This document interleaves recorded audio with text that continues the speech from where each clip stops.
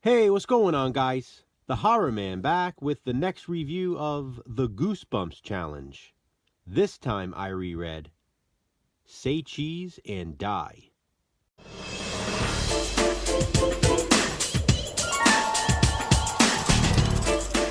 Say Cheese and Die is Goosebumps book number 4 of the original 62.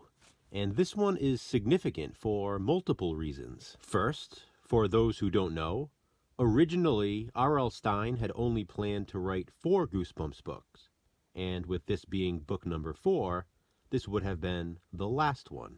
Of course, they turned out to be very popular, so it was expanded into an entire series. Another reason why Say Cheese and Die is important to me is because this was my mom's favorite.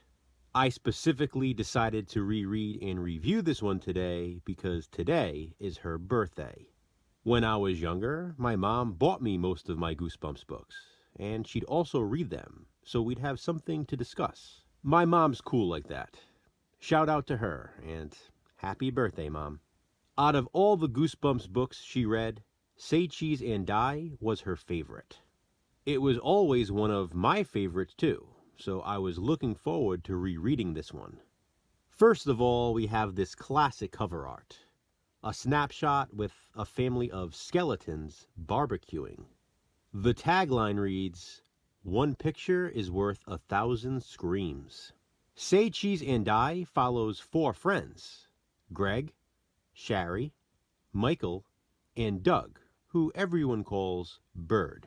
One day, they are bored and decide to explore the Kaufman House, an abandoned, allegedly haunted house in the area. While there, Greg finds a camera in the basement and decides to take it. Before they leave, Greg snaps a photo of Michael, who is posing for the camera. But when the photo instantly develops, it shows Michael in mid-air. Moments after that, the banister on which Michael was leaning breaks, and Michael falls and injures himself. Somehow, the camera caught the accident before it even happened. At first, Greg and his friends just think there is something wrong with the camera. It must be broken. So Greg decides to snap some more photos to see what they'll show. When he arrives home, he is surprised to find that his dad has bought a new car. The first thing Greg does is take a picture of it. The car is shiny and new and in perfect condition in the driveway. But in the photo, it's completely totaled. Shattered windshield and crushed in driver's side. The following day, Greg's father is in a horrible accident. Although he survives, he's badly hurt and hospitalized for over a week. Greg becomes more and more suspicious of the camera, but despite this, continues to take pictures. Reluctantly, of course. His friends don't believe that the camera has any sort of powers. They just think it's broken. Greg is a bit more level-headed, though, and realizes the photos are predicting the future. Or is the camera causing the bad things to happen? Maybe the scariest of all is when Shari convinces Greg to snap a photo of her at her birthday party. When the photo develops, she is nowhere in the picture, so she asks him to take another. He obliges with the same results. Shari is nowhere to be found. Not long after, Shari goes missing. She completely disappears, almost vanishes into thin air. When her mother calls the kids back to the house for birthday cake, Shari is nowhere to be found. No one, including Greg, saw where she went. The cops are called and the search begins, but no one can find Shari. Greg realizes the camera showed him the future again. Shari is gone. When Greg tries to tell an officer about the camera, of course, he does not believe him. He thinks it's just a case of Greg going through a traumatic experience, losing his best friend.